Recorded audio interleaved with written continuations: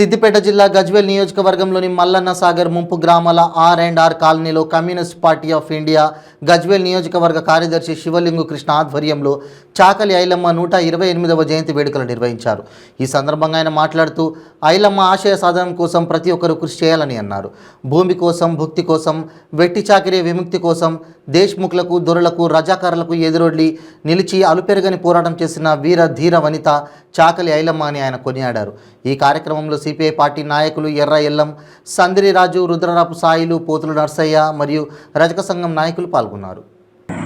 ఈరోజు 128వ చాకలి ఐలమ్మ జయంతి సందర్భంగా R&R colony వేములగడ్డలో రజక సంఘం ఆధ్వర్యంలో అధ్యక్షుడు తిప్పారం నరేష్ అన్న, అట్లే పేట బాబన్న, నియోజకవర్గ ASF అధ్యక్షుడు శ్రీ శంకరన్న ఆధ్వర్యంలో చాకలి ఐలమ్మ 128వ జయంతి వేడుకలు ఘనంగా నిర్వహించడం జరిగింది.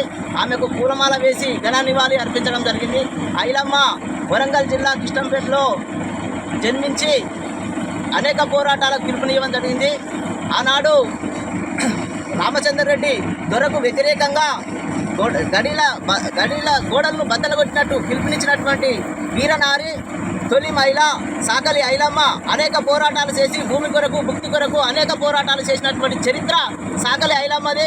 కాబట్టి చాకలి ఐలమ్మను స్ఫూర్తిగా తీసుకొని ఈరోజు మనం అనేక పోరాటాలు చేయవలసినటువంటి అవసరం ఉందని ఈ సందర్భంగా పిలుపునివ్వడం జరుగుతున్నది.